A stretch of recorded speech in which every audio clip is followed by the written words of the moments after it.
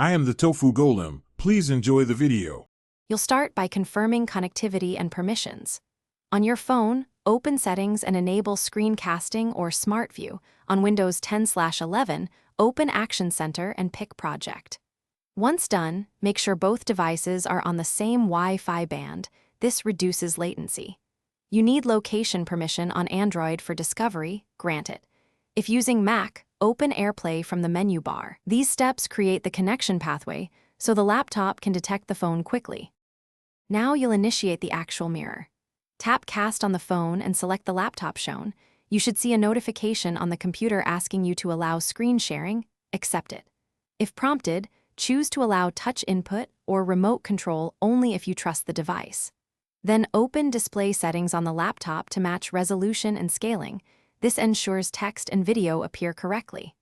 Also change audio output to the laptop so sound follows the mirrored video. Monitor CPU usage and close intensive apps if stutter appears. To finish, stop the mirroring on your phone or click Disconnect on the laptop.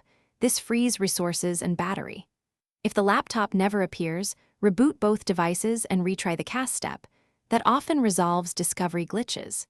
Make sure firewall or antivirus isn't blocking network discovery.